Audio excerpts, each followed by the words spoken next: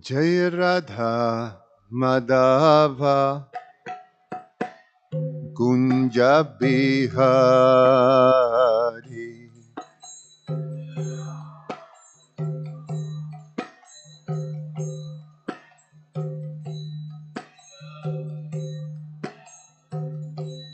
Jaya Gopi Jana Bhalabha Giribharadhari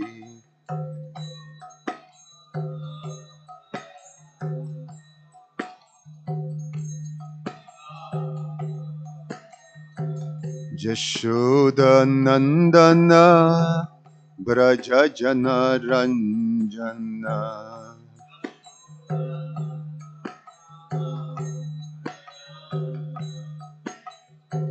Jamunatira Vanachari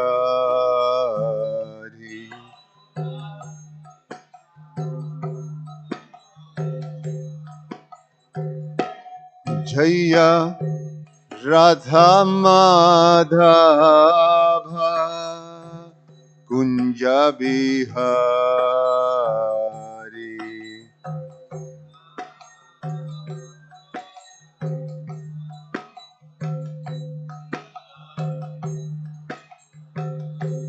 Jaya Radha Madhava Kunja Bihari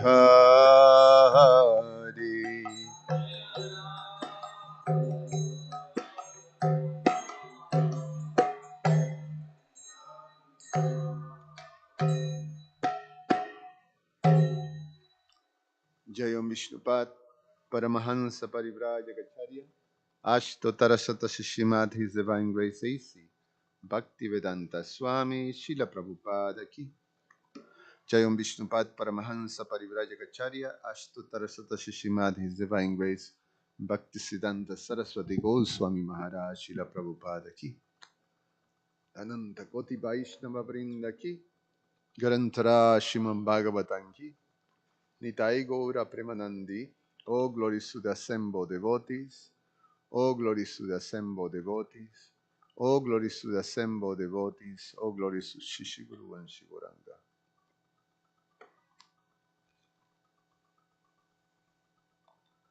Om Namo Bhagavate Vasudevaya. Om Namo Bhagavate Vasudevaya. Om Namo Bhagavate Vasudevaya. We're reading for Srimad Bhagavatam, Canto 10, the Summon Bonam, Chapter 59, the killing of the demon Naraka. Text number 28. Ajajajanitre Ajajajanijetresya Ajajajanijetresya Brahmane Nantashaktaye Paravaratman Bhutatmam Paramatman Namostute Ajajajanijetrisya Brahmane Nantashaktaye Paravaratman Bhutatmam Paramatman Namostute Ajajajanijetresya Brahmane Nantashaktaye Paravaratman Bhutatmam Paramatman Namostute. Please chant. Ajajaja Nijitresya Brahmane Nantashaktaye Paravaratman Bhutatman Paramatman Namostute. Ajajaja Najitresya Brahmane Nantashaktaye Paravaratman Bhutatman Paramatman Namostute.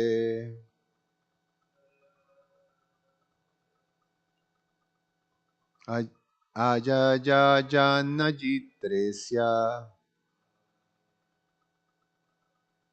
Brahmane Nantashaktaye Paravaratman Bhutatman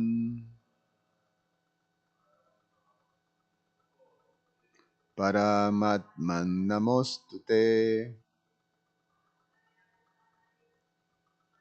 Ajajajanajittresya Brahmane Nantashaktaye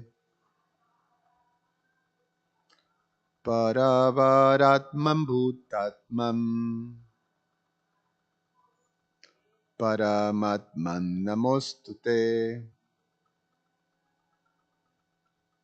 Ajajajanajittresya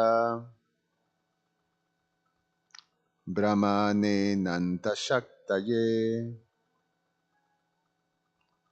Paravaratman Bhutatman Paramatman Namostute. Ajaya to the unborn Janajitre, the progenitor, Asya of this universe, Brahmane, the absolute the absolute, Ananta, unlimited, Shaktaye, whose energies, Para, of the superior, Avara, and the inferior, Atman, O soul, Bhuta, of the material creation, Atman, O soul, Parama Atman, O supreme soul, who are all pervading, Namaha, obeisances, Ashtu, may there be, Te, unto you. Translation by the disciples of His Divine Grace, A.C. Bhaktivedanta Swami Srila Prabhupada Ki Jai. Obeisances unto you of unlimited energies, the onboard progenitor of this universe, the Absolute, O soul of the high and the low, O soul of the created elements, O all-pervading Supreme Soul, obeisances unto you. Om Jnana Timirandasya Jnananjana Shalakaya Chakshur Ummilitam Yena Tasmai Sri Gurube Namaha Namo Om Vishnupadaya Krishna Prastaya Bhutale Shrimate Romapada Swami Iti Namine. Namo Om Vishnupadaya Krishna Prastaya Bhutale Shrimate Bhaktivedanta Swami Iti Namine. Namaste Saraswate Deve Gauravani Pracharine Nirvishesha Shunyavadi Pashyatya Deshatarine Vanchakalpa Tarubhyascha Kripa Sindhubhya Evacha Patitanam Pavanebhyo Vaishnavebhyo Namo Namaha. Srila Jiva Goswami comments on this verse. Though you are the son of Vasudev, you have all powers. That is explained in this verse.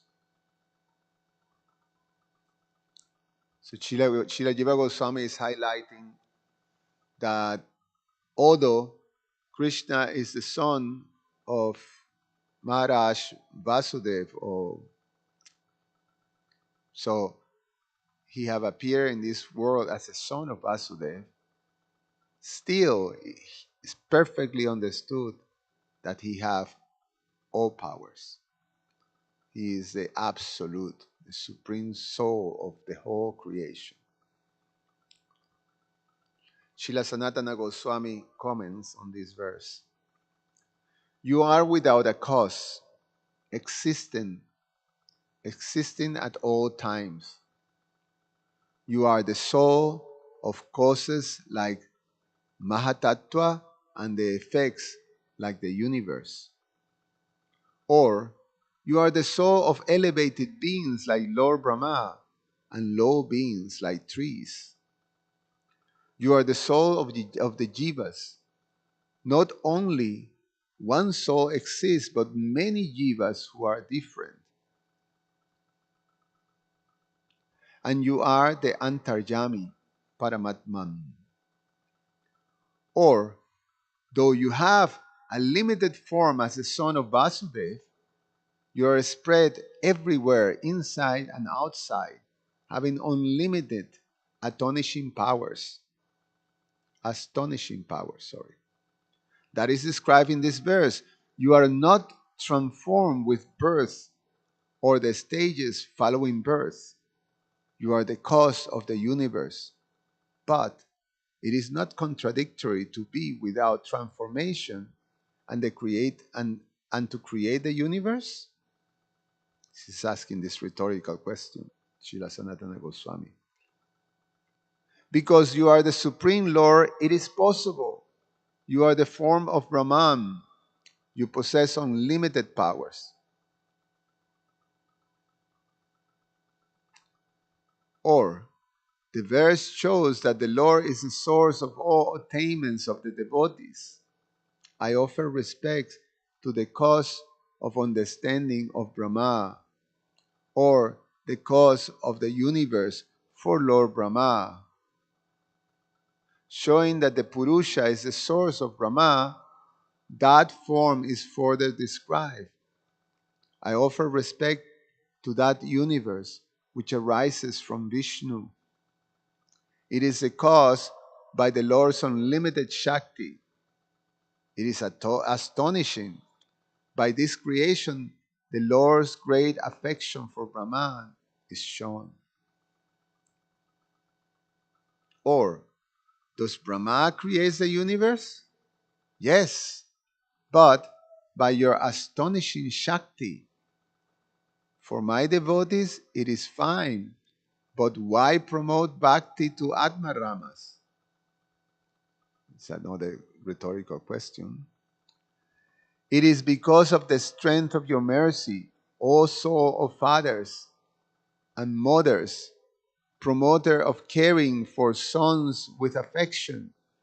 You have greater mercy than parents, O dearest to all. Everyone's mercy arises because they obtain a drop of your ocean of mercy. So these are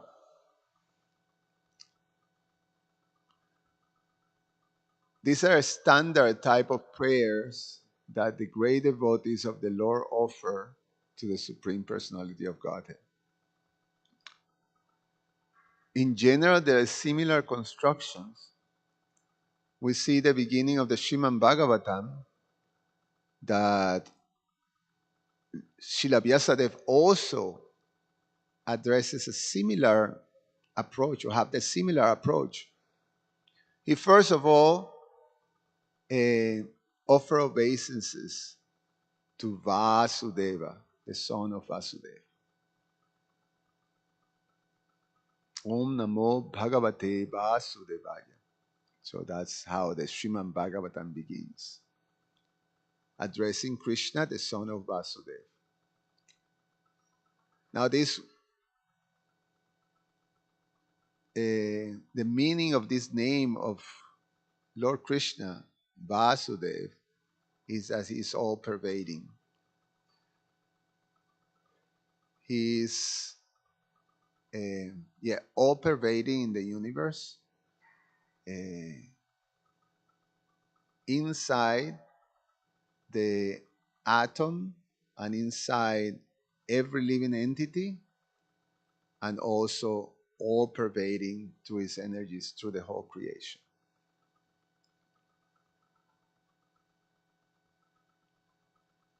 And then he goes to say that he is doing that, he is offering his obeisance and he meditates on Krishna as the absolute truth, Param Satyam Dimahi, because Krishna is the source of the creation, the maintenance, and the annihilation of all the cosmic creation. He is omniscient, he is supremely independent, and he is the one who imparts this Vedic knowledge, or the knowledge of the universe, to Lord Brahma, the creator. And he is the one, by the influence of his inconceivable potencies, that they're so, like Srila Sanatana Goswami expressed here, so astonishing that even great, great sages and personalities, they become confused. They become bewildered. That's the term that Vyasadeva used, Srila Vyasadeva. They become bewildered, like someone becoming confused by seeing water in land, or by seeing land in water, like a mirage. And it's he who is eternally situated in his transcendental abode. So he's completely transcendental, and he who is fully transcendental to the changes and transitions and permutations, right, that happens in this material world.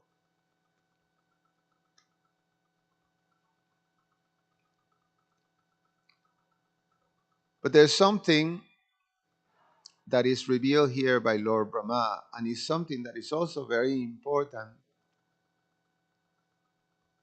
in the heart of these great devotees who are recorded in the Srimad Bhagavatam by offering prayers. That is what is in the heart. The heart, the intention of these prayers are revealed fully in the emotion and the heart of the devotee. And in this case, Mother Bhumi is expressing this uh, her devotion, her love towards the personality of Godhead, by approaching him as a protector, as a merciful one, someone who is always is bhakta baksal, or is inclined to protect and to maintain his devotees. And this is a very important aspect, possibly the most universal aspect of devotion, the most universal expression of devotion that is there throughout the history in all religions. This particular practice. In the seventh canto, Prahlad Maharaj gives the list of these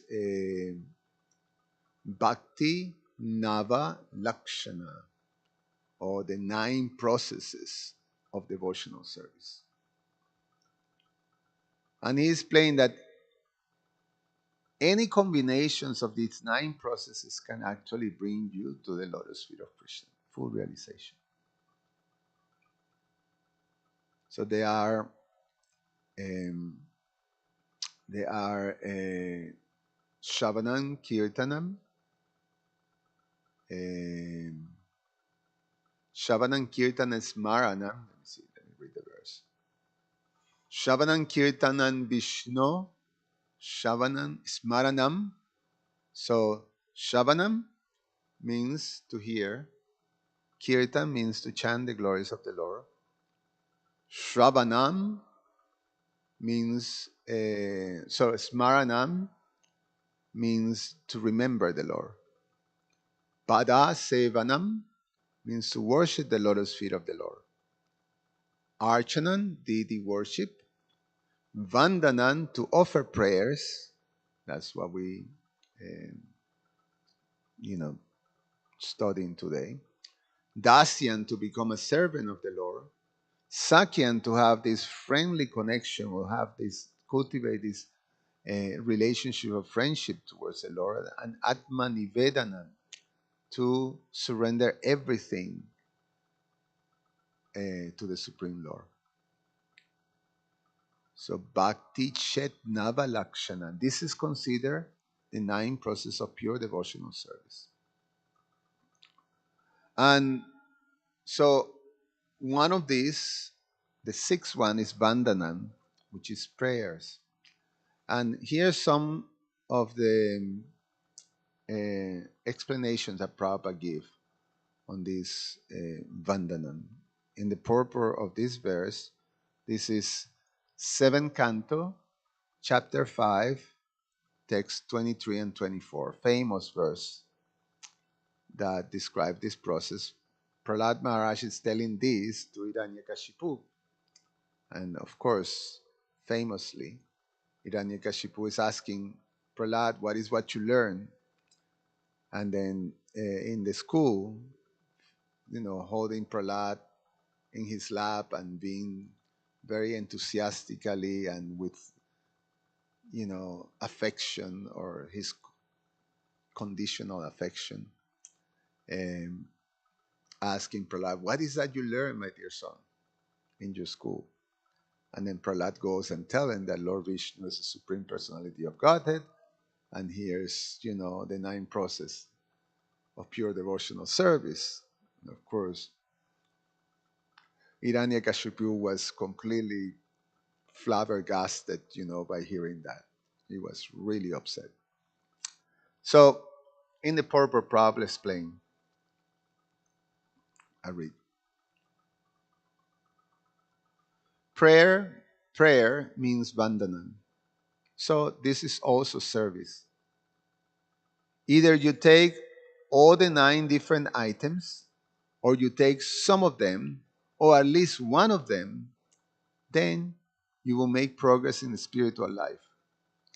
So some of them offer prayers, just like Christian, Mohammedans, and they offer prayers. So it is good. It is as good as the Hindus give service in the temple, decorate the deities, cleanse the temple, and offer food. In this way, they're engaged.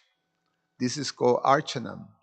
Archanam is also devotional service, as well as offering prayers. So, by this devotional service, one makes progress in the spiritual life. And when he is sincere in his service, then God is within him. He takes charge of him and gives him instructions how quickly and swiftly he can approach God. So, this is a fact. He is not hankering after our service. He is complete in himself. He does not require anyone's service. But if we offer service to him, then we become purified. Complete purification. Actually, this is from Prabhupada's lecture. In fact, it's not what I'm reading. We can talk with God, we can see God, and we can take instruction as Arjuna is taking with God, is talking with God. personally taking instruction and acting according to his instructions. Yeah, what I was going to read was part of a class, but this is what Prabhupada say in the purport. I'm sorry, in the purport of the Srimad Bhagavatam of that verse. Vandanan, although although prayers are part of deity worship, they may be considered separately like the other items, such as hearing and chanting, and therefore separate statements are given herewith. The Lord has unlimited transcendental qualities and opulence, and one who feels influenced by the Lord qualities in various activities offer prayers to the Lord. In this way, he becomes successful. In this connection, the following are some of the offenses to be avoided. So when we offer prayers, so here's one of the offenses, some of the offenses that Prabhupada is instructing as per the Hari Bhakti Vilas to not do when we offer prayers. To offer obeisances with one hand. Sometimes we do that, especially when we're holding the beads. So, we don't want to touch the beads in the floor. So we offer with one hand and then the other one holding. So that's not to be done. To offer obeisances with one's body covered. I'm not sure how that's. Imagine, under a blanket or something like that, or under a chadar. I don't know. But I would assume that we don't, the Lord should. We offer obeisances for the Lord, so it's for the Lord to see. So if you cover yourself and cannot see properly, what are you doing under that cover? You may be picking your nose or something like that. So that's what I'm taking from that. And another one, to show one's back to the deity, to offer obeisances on the left side of the deity, and to offer obeisances near the deity. So one don't offer, you don't see the pujaris doing obeisances in the altar, like that. So, and I'm going to read also what Prabhupada writes in the Nectar of Devotion about Vandanan.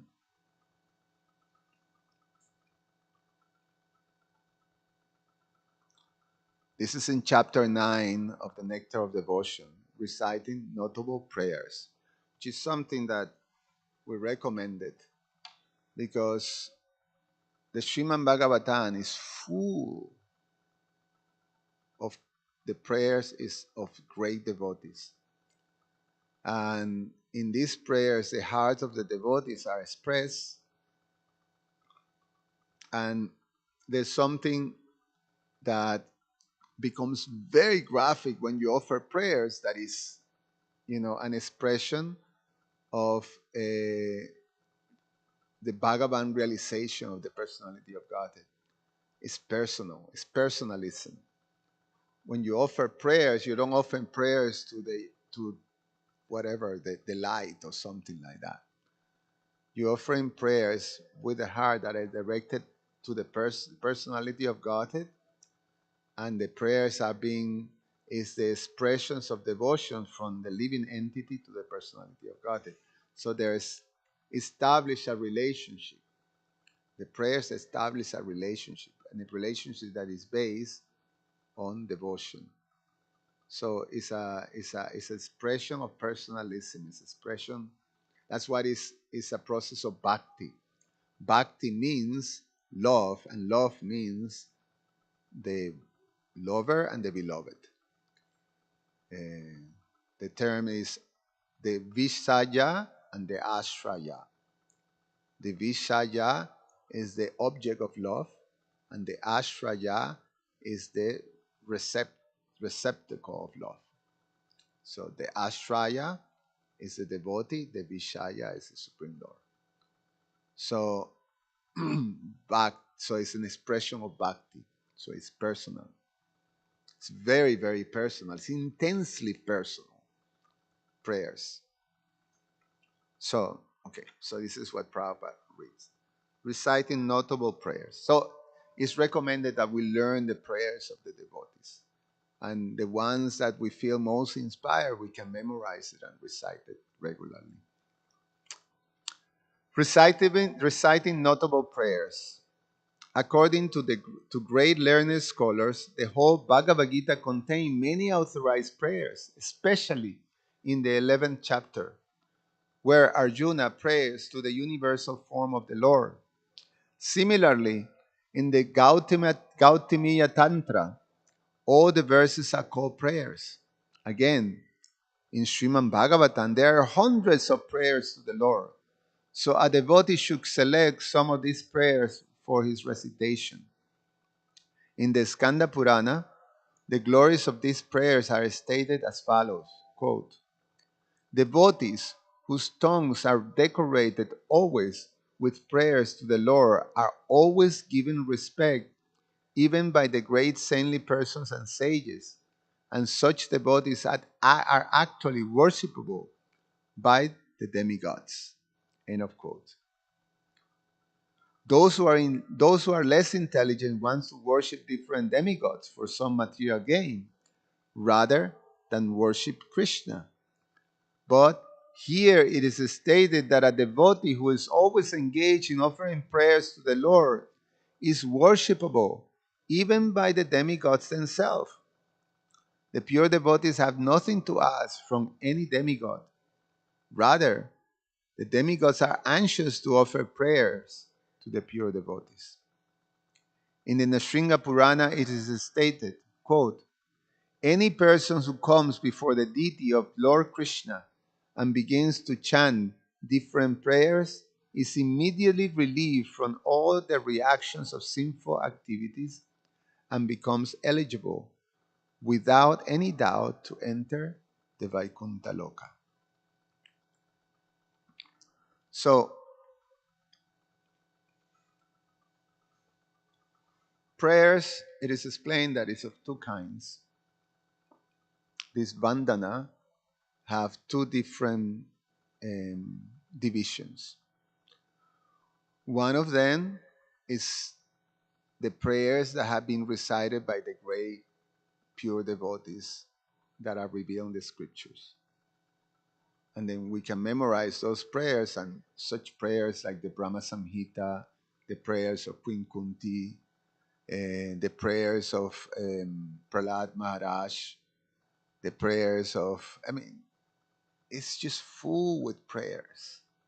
And then the prayers of Narottam Das Thakur, Bhaktivinoda Thakur, Srila Prabhupada, his prayers, in the Yaladut, arriving in America.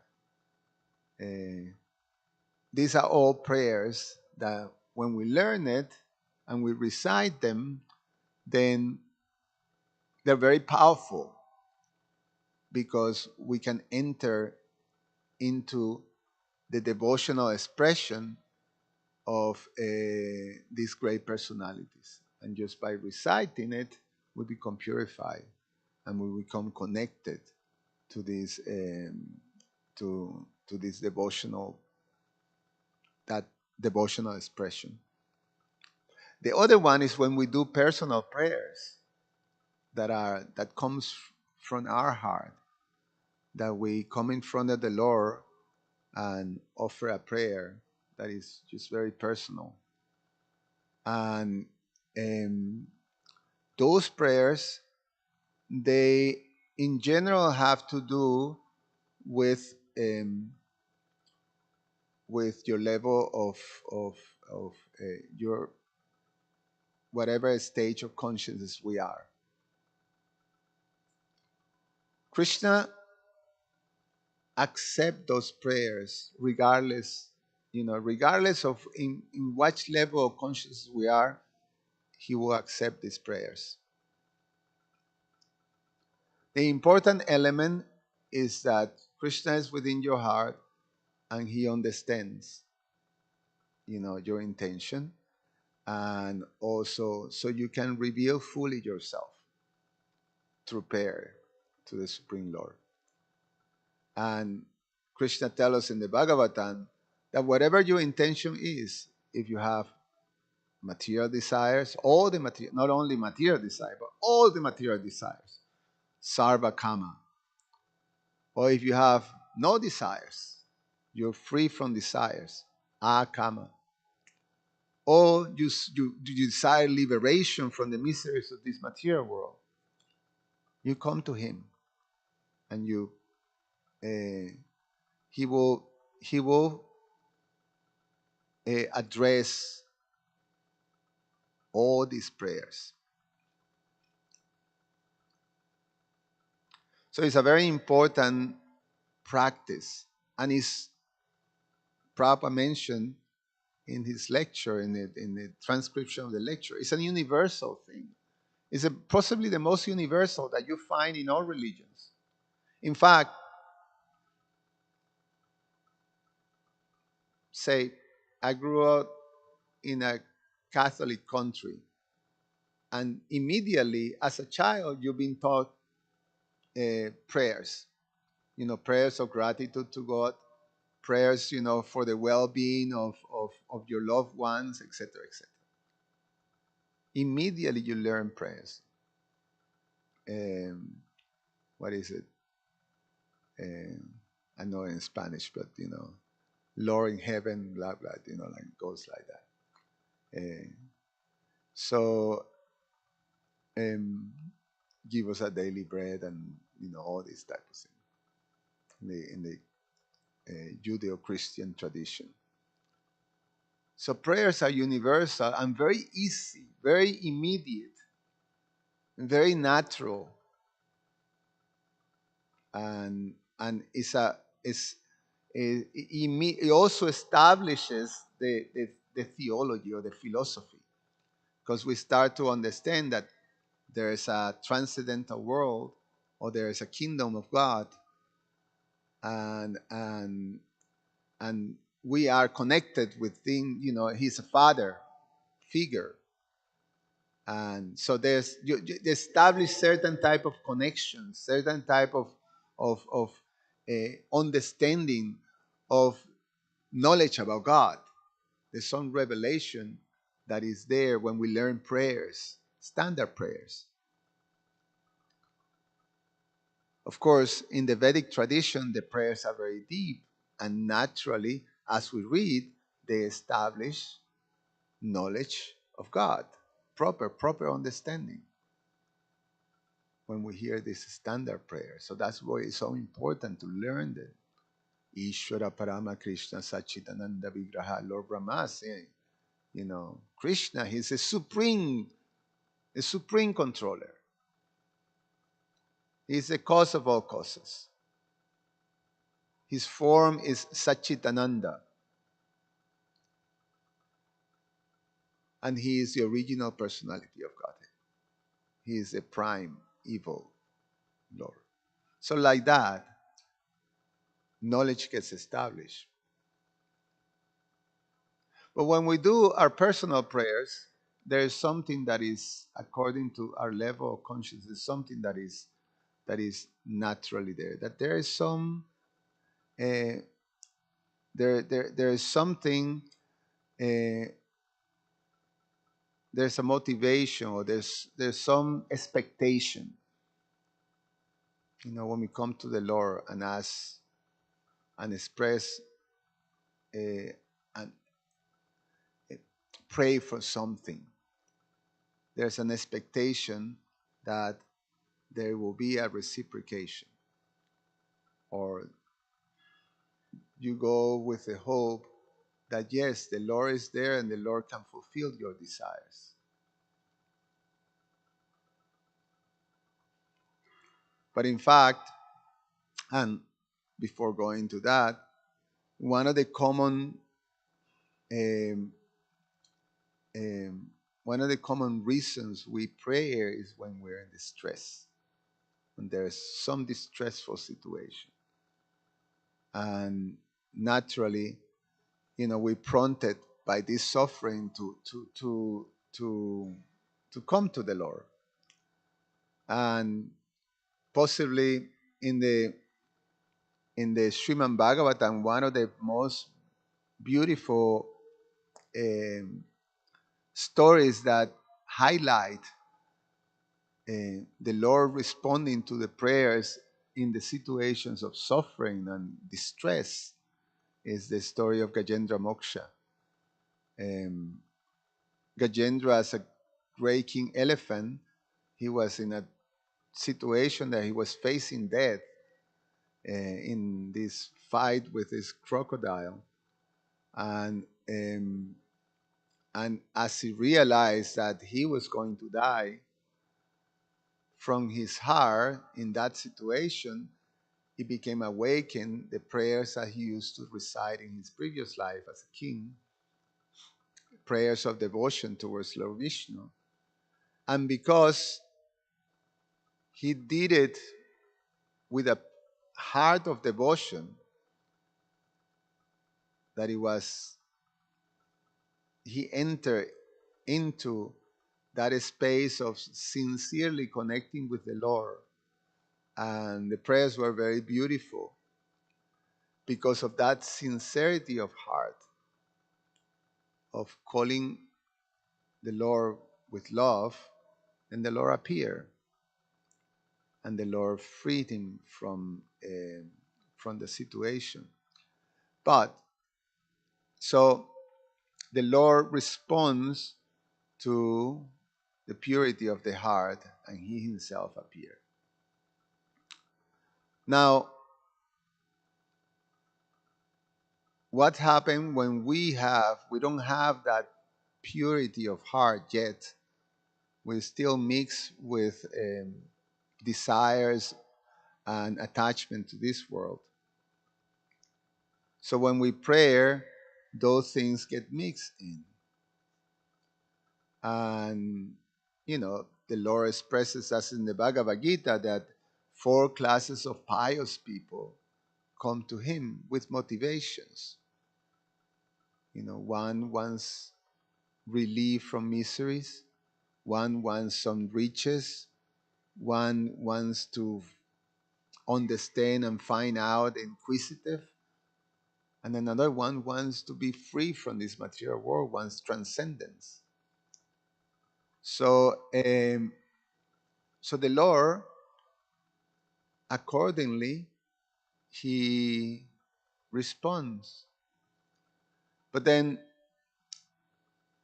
when we go with that mixed desires to pray to the Lord, then what happens at times when those prayers appears not to be answered? Prabhupada gives the example of during the Second World, uh, the German ladies will go to church and pray, "My dear Lord, please bring back my husband.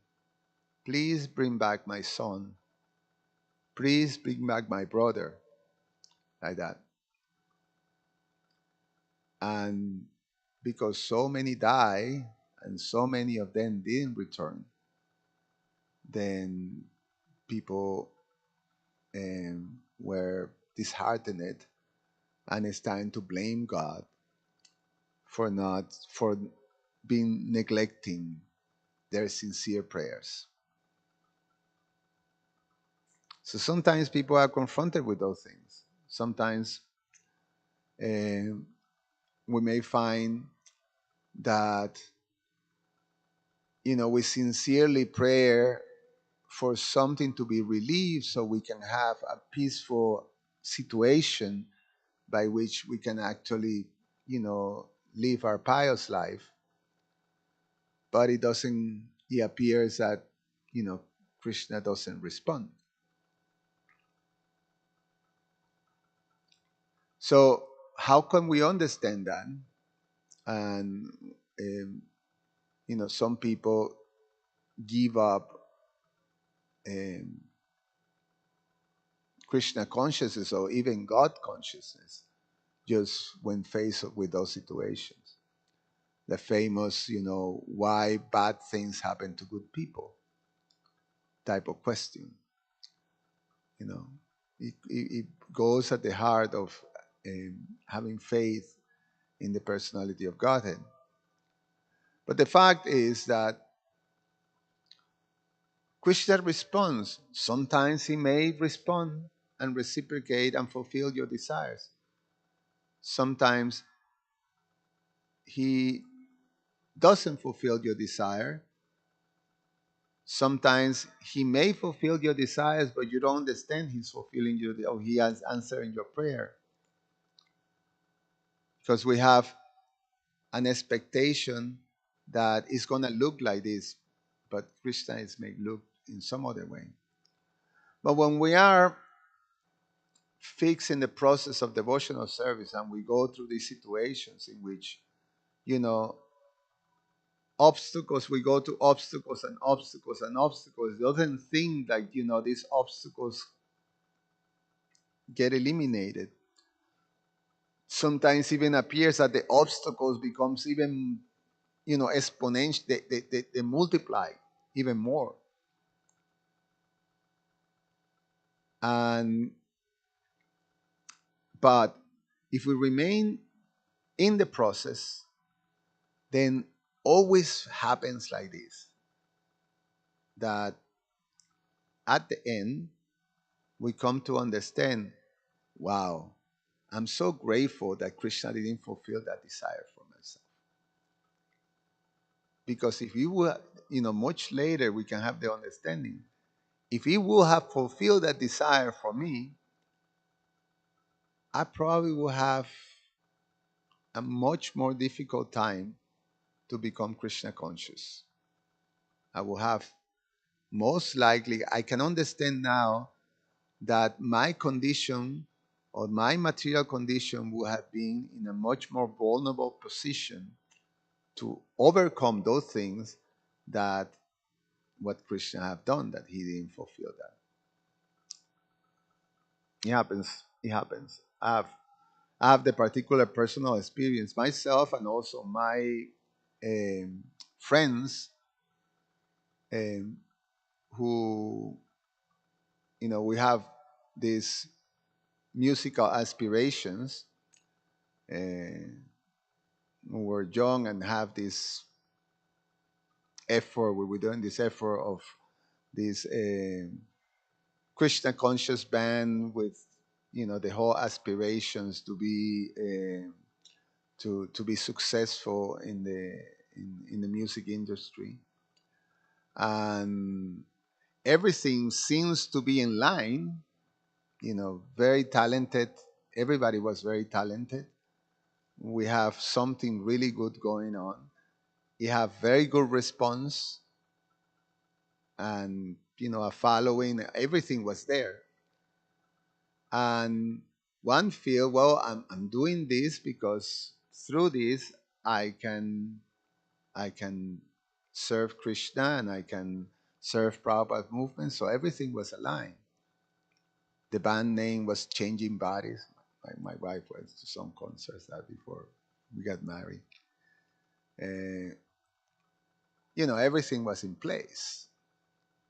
But somehow or other, I mean, we always have people in the industry, executive. We're very interested. We're very interested. We get all these signs. Oh, yes, yes, this is very good. But never happened. We never got signed by a major label. And then even when we got the break, that we have, an invitation to be part of this big show, big festival, and we were an opening act. Even material nature just came and rained us out. So we got rained out of the concert. The only band that was rained out was us.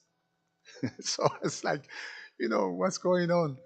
Uh, for me, it was clear. Well, with the help of my Guru Maharaj, you know, this is not happening. my friends didn't give up to now. I mean, they're in the, in the late 60s, you know, and they're still going at it through all, I mean, whatever, close to 40 years, going at it, you know. We were in our 20s when we were doing this. Now they're, in the late 60s, and they're still going throughout. And they haven't been able to do it. I mean, and they're incredible, talented musicians. Like they have it all. They're really talented. They're good looking. The music. They always produce amazing music, and they still haven't been able to to achieve this goal. So for me, it became to understand that if that was fulfilled, I may have, I will probably, I didn't have the means to actually be, I will be very vulnerable because I'm so conditioned to certain things, and, I mean, still struggling with that, even without having it. What's to speak if you have it? So, Krishna, by, he can bless us by fulfilling our desires or our prayers. He can bless us by not fulfilling our prayers. At the end, Krishna is looking after our welfare. And when we have faith in that, then you can go and navigate through all these things. So, regardless, if we reach out into the depth of our heart, because prayer is not just repeating words. For prayers is not a language or some exercise or some formula. For prayers is a heart to heart expression. You have to come from the heart. And when it comes from the heart, the Lord's listen. The Lord reciprocate. And obviously, again, He will reciprocate by bless you, either by fulfilling if it's something that is going to bring you closer, or not fulfilling or neglected if it's something that is not going to bring you closer. So by neglecting, He brings you closer. By fulfilling, He brings you closer. And the most famous prayers that express that is the prayers of Queen Kunti. Because the Pandavas have to go through so much tribulations. The loss of loved ones, you know, Kunti, her husband, die. So all these things, they have to go through all that.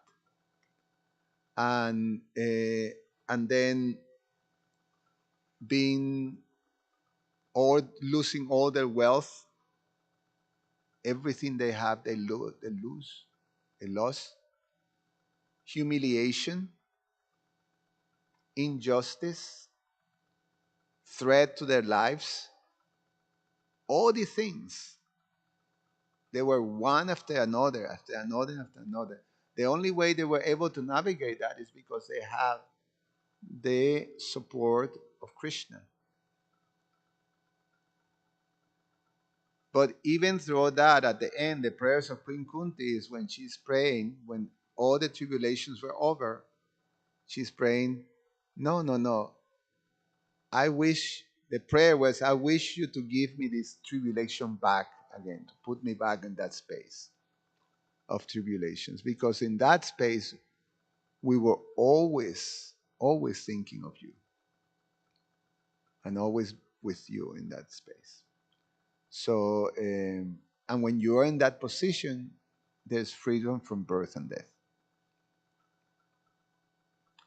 So, of course, we may not be in that level of consciousness to ask for tribulations, but we can have faith that Krishna is listening to our heart, and we can express those things regardless. We can express our desires. We can express our interests, our concerns, our needs to Krishna. But we have to do it with our heart. That's one of the aspects of bandhana. And the other one is that it's important for us to learn uh, these prayers from the great devotees, because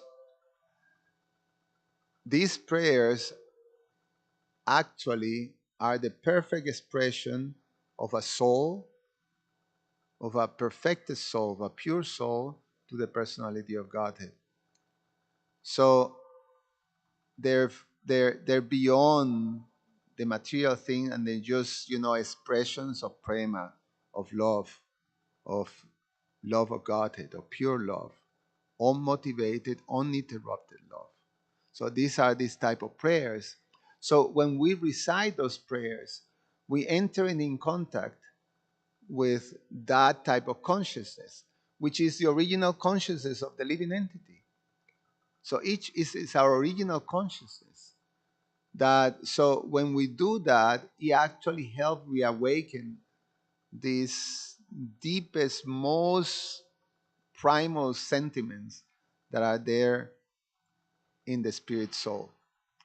So that's why it's important that we can recite these prayers and memorize them, and not just memorize the the prayer itself, or memorize the meaning. So say, we recite every morning the Shikshastaka prayers of Lord Chaitanya. So we learn also to recite the meaning, not just the Sanskrit, but the meaning. So when the Lord say, Asli Shaba Padan Ratan Pinashtumana Darshanam Marmahatan Karotuba Yata Tata Vidalaturam Pata. We recite the meaning, or Nada Nanda Yananda Sundaring, oh my Almighty Lord, I have no desire to accumulate wealth, nor I desire a beautiful woman or husband, nor do I want any number of followers. I only want your pure devotional service, birth after birth. Ajinanda Tanuya Kinkarang, O son of Maharaj Nanda Krishna, I'm your eternal servitor. Yet somehow or other I've fallen into this ocean of material birth and death. Please pick me up from this ocean of death and place me at one of the atoms at your lotus feet. So these are beautiful prayers. We can choose so many of them. Brahma Samhita, the, the Shikshastika, and we learn that and we recite them. Any comments or questions? Krishna. Thank you for the class. Regarding the prayers, um, as you mentioned, I was also thinking that Kunti Maharani prayers. There is a one particular prayer. It says that Tatra Tatra Jagat Guru, like keep miseries come upon me. I heard people saying that, like if you pray for that, he really going to come upon you.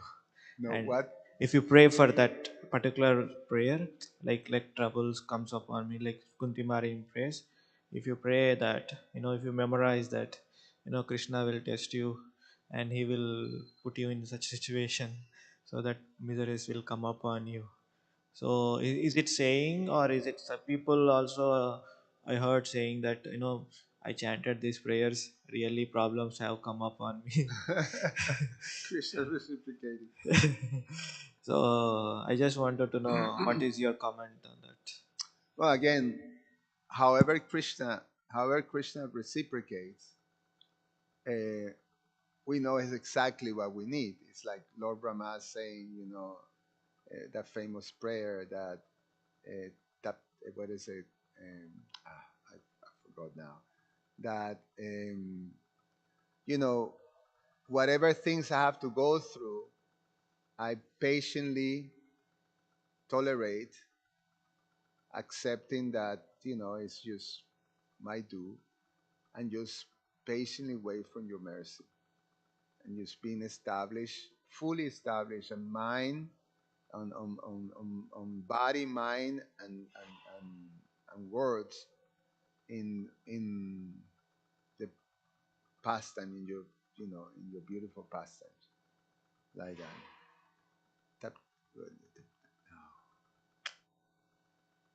The famous verse. Yeah, you remember? That was Say the verse. it says, That huh? campan, What is that? something campan. Katteno kampa susubhikshamanam bhunjaitena. That. I think that's Yes. Kritavapakam, something like that. So we have faith that the Lord, whatever situation we have to go through, is actually the Lord's arrangement, the Lord's mercy. We're convinced that it's the Lord's mercy, and there's something that we have to understand. So if I'm, if I'm praying like like the prayers of Queen Kunti, but I really don't want miseries, but I'm saying, I'm faking it in one way. Krishna may arrange, some miseries come, so you really start to feel it, like, and so some more realization, deeper realization comes. So Krishna works in so many different ways to actually bring you closer, and indeed, it's very, very effective. And he's very personal too. So for some it may be this way, for some it may be this other way, and even some may have the same type of prayers and being fulfilled. Some may have the same type of prayers and not being fulfilled. But it's perfect for everyone. Krishna is very clever. Thank you. And Anything else? Krishna Archana, Bhakti Adam Prabhu. Oh, good.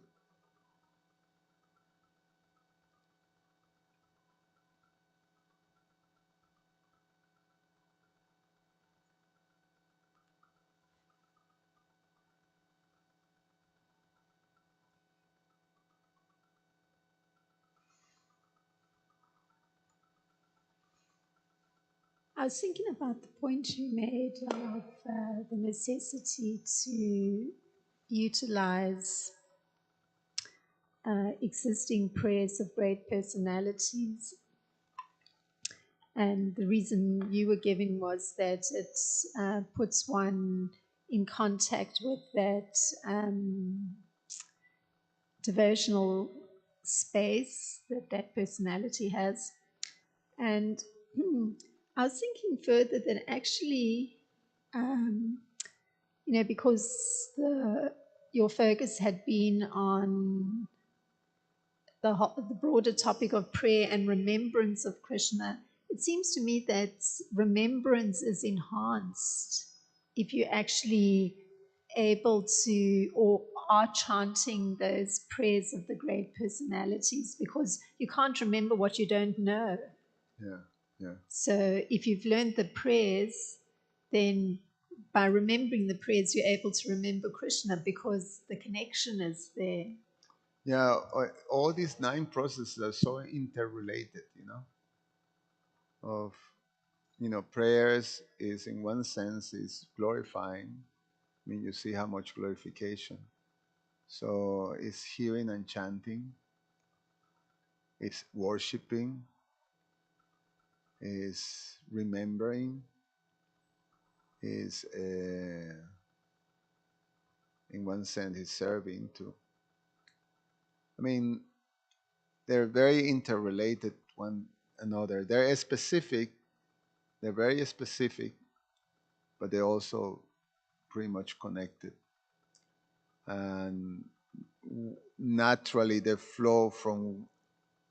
can flow in between each other like that.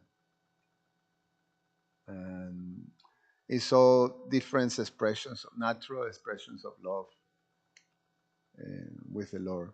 One thing that I mentioned that I forgot to mention is that, regardless, most of these prayers that are expressed, and we also have to get that mood, first acknowledges the supremacy and the position of the Lord. So there's the awe and reverence type of um, you know, focus. And then from within that, there's a more personal, loving connection. But usually, I have to see the Lord as one's protector, one's maintainer, one's provider, and all that. A little different than the prayers of the um, inhabitants of Vrindavan, but at times, sometimes when the inhabitants of Vrindavan they offer prayers, sometimes they approach the Lord as you know supreme or something like that. But it just doesn't click on that. Their own reverence uh, cannot. It's just my friend is just very powerful. That's it. But for us, we have to worship in our own reverence, and it's very good when we see all these personalities praying. Anyway, I stop here. Thank you. Garantra Shiman Bhagavatam Ki.